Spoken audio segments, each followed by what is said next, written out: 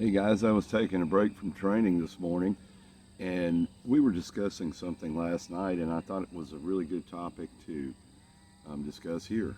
And I'm going to call it the big picture. And what I mean when I'm saying the big picture is whenever we're training with our dogs, we tend to, as humans, we see everything in the big picture.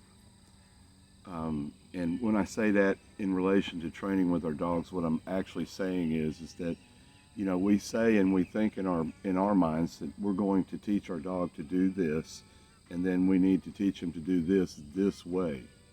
And maybe it's a way that you saw me or another trainer um, do something, um, and you realize that it doesn't really work for you. And then you say, well, what happened? And what happened was that we're dealing with individual dogs, and we all realize that.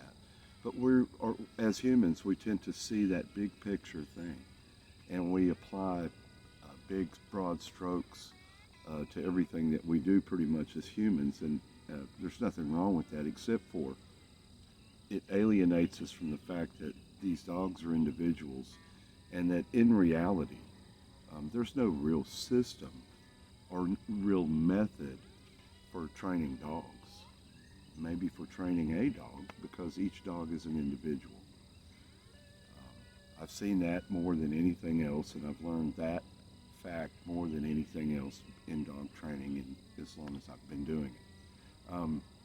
And it's something that is important for us to keep in, the front of our awareness when we're training with dogs. It's because, I can train a dog for 20 minutes here in a few minutes, and I can go get out his belly mate brother and train with him, and it's a totally different experience, totally different dogs.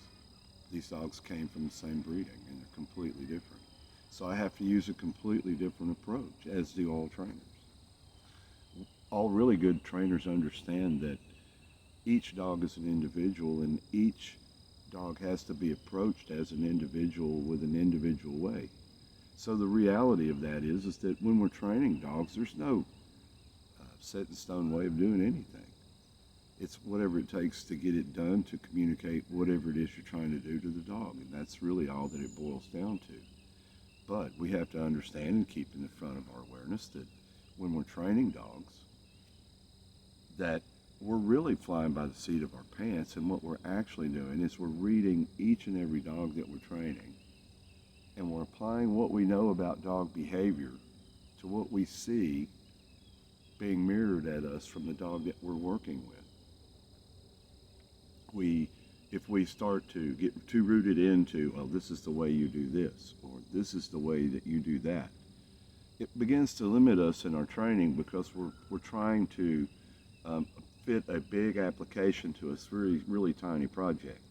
So it's been really helpful for me, especially the last number of years, to just stop when I take a dog to train with them, and just stop and realize, hey, this dog is unique.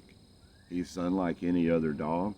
Again, I see a lot. I train a lot of dogs, so a lot of times I see a littermate dogs, and completely different. There are times when they're very similar, but there are times when they're 180 degrees out of phase with one another.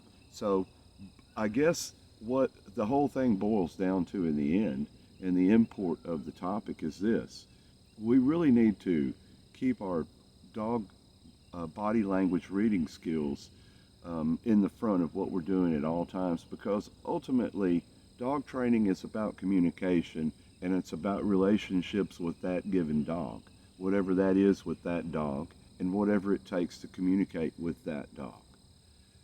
It's a very individual thing. It has to be an individual approach each and every time, each and every session. As a dog matures, he changes. The way that we communicate with him will have to change and adapt to his increasing age and his increasing maturity level. So everything is dynamic in dog training from beginning to end. Everything is dynamic, just like everything is dynamic in life. I think it's a topic that's important, and it's one that we should keep in the front of our mind. And I hope everyone that does train, especially with high drive dogs, will consider this And when they do get the dog out, when you get him out, think in your mind, hey, I have to approach this guy as an individual, and everything I do with him has to be based on what I'm seeing from him at that moment. Rather than depending on some type of formulaic method of training a dog, I feel like formulaic methods of dog training are complete failure before we ever begin, because a formula is designed for one specific type, one specific temperament, one specific a dog that has a specific set of behavioral patterns, etc., etc. So all of our dog training is done by the seat of our pants. So dog reading, dog body language reading skills are really fundamental. And the better you are at reading the dog, the better dog trainer you'll be. The guys that are the best dog trainers are the ones that can read what the dog's doing and anticipate what he's going to do before he does it. So just think about that. I hope this helps out in your dog training adventure, man. Talk to you again soon. True canine mastery requires a lifetime, but that doesn't mean you can't get control of your dog today.